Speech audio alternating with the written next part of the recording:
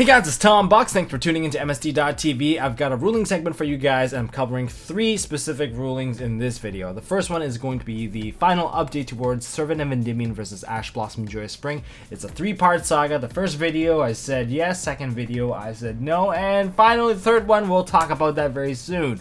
And then we have the impossible ruling of the end phase of what do you do when someone Farfuzz the monster you stole with Borolo Dragon, or say you use Interdimensional Transporter and banish that monster that you summoned out with Borolo Dragon. What happens then?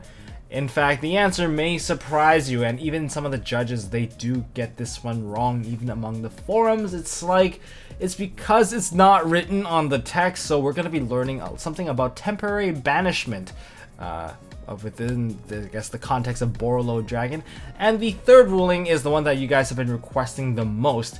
It is the Widow Anchor versus Mystic Mine, or you can look into the more specific scenario of Rockets versus Mystic Mine, because when do things actually blow up and how do end phase work, and I'm going to be going through that in detail. And there are some problems that I actually noticed because there are some occasions where neither player wants to budge at all. So stay tuned for that, and if you guys want to help support this channel, check out the Patreon link down in the description below, so that maybe one day I can move on to full-timing this thing that we know as YouTubing. Otherwise, you can find me in your computer playing Solitaire, or I am in your computer playing Solitaire.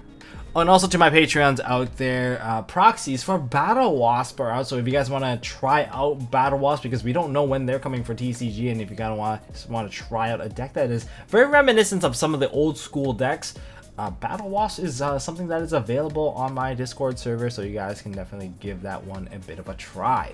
Okay, now let's jump into the ruling, starting with the Servant of Enderion. Okay, so the final update to Servant of Enderion versus Ash Blossom. Can you activate Servant of Enderion a second time in the same turn if you do get Ash? And the answer to that finally is yes. This is confirmed by the email that has been circulating in a screenshot.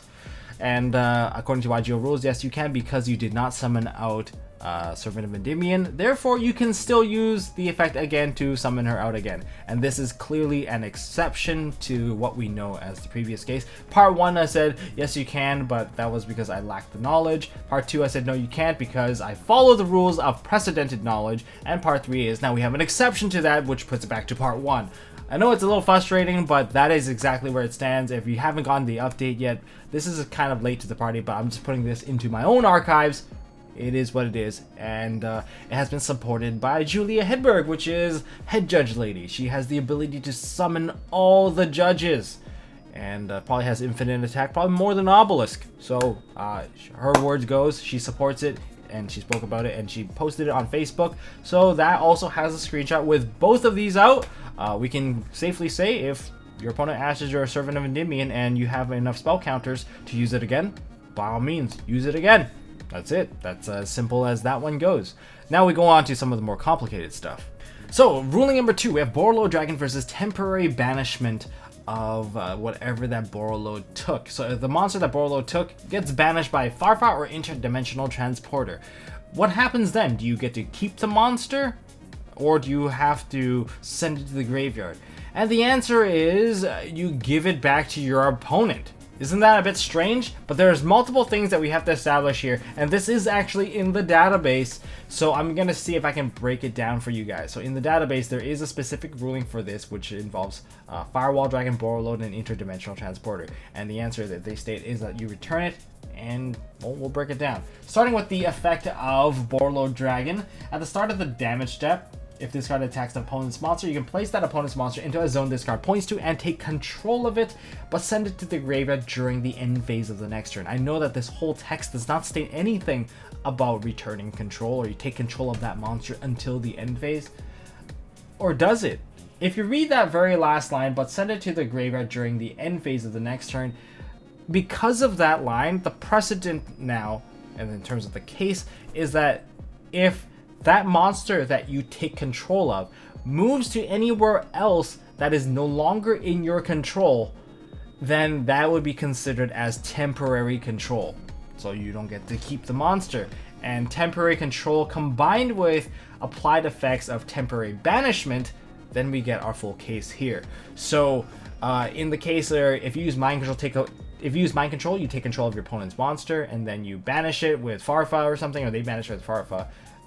It comes back, and then you give it back, because of all the things that are applied, say applied effects are no longer remembered, say like stat boost or like the card's gonna be destroyed, all that stuff is forgotten. So whatever that Borreload remembered in terms of Borreload's applied effects, such as sending it to the graveyard during the end phase, that is no longer remembered. However, one thing that is remembered is that any sort of temporary control, it will be remembered, and since the card is not being sent to the graveyard anymore, you return that monster back to your opponent.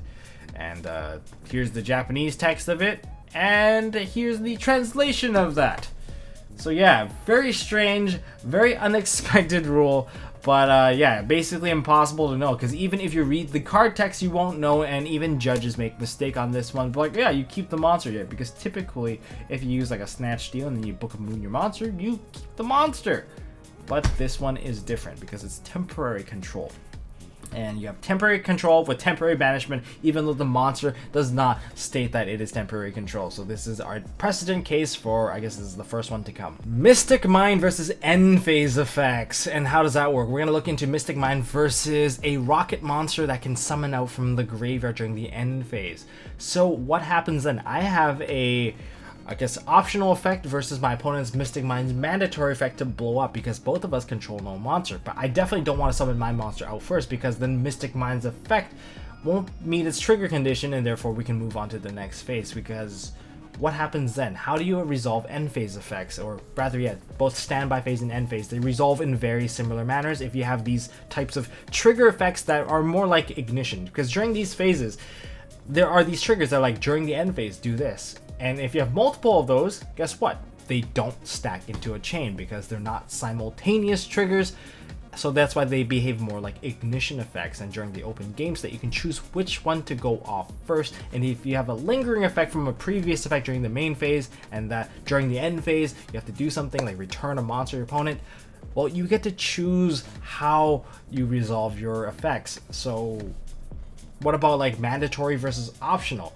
Well, that too. If you're the turn player, you get to do whatever ignition effect or whatever effect that you need first before your opponent. And then you go through that fast effect timing chart. Now, in the case of my rocket monster that has an optional trigger, I'm going to just pass priority back to my opponent and say, oh, I'm going to pass priority and try to advance the phase.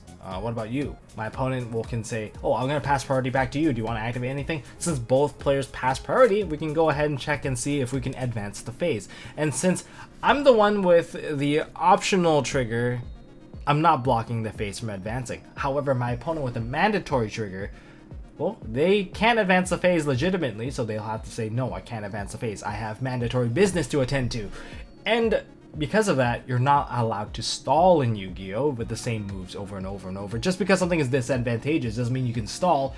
So because of the anti-stalling clauses in Yu-Gi-Oh!, your opponent will be forced to activate that Mystic Mind, blowing it up. And now that it's blown up, remember, we're still following fast effect timing chart.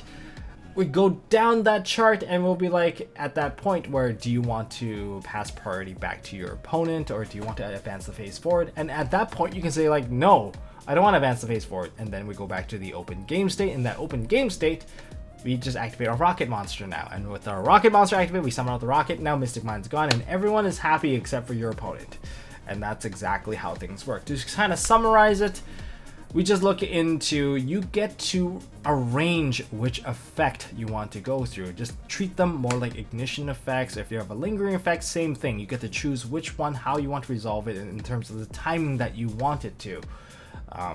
So you can maximize your advantage. And your opponent can technically do the same thing against you as well. So that is how the end phase works in a summary, a bit of a nutshell case. If you guys want more details, you can definitely look up how the end phase works in an article in YG Organization. I'll see if I can find the link and put the link down in the description, and you guys can follow it from there. Alright guys, that is it for this ruling video. I hope you guys learned something. I know these rulings are a bit more impossible, a bit more advanced, and I kind of wish these were in the rule books themselves. Also, make sure that you hit that like button. Don't forget to hit the subscribe button. ding that notification bell to stay up to date with the latest ongoings of MST.TV. Gonna be on vacation. I'm just gonna be like, I don't know, scheduling most of my videos for now. Maybe Nishi will be back. Until then, don't forget to hold on to your MST.TV, and I'll see you guys in the next one. Hey guys, thanks for watching. If you like this video, please drop us a like so we know we are doing a good job, and you can also subscribe to MST.TV for more fantastic videos by clicking on the button on the left. Don't forget to check out our partners at Enderion. They make really high quality mats, including some of my own limited edition release stuff. And if you want to check out one of our past videos, click here on the right. As always, don't forget to hold on to your MST.TV, and I'll see you next time.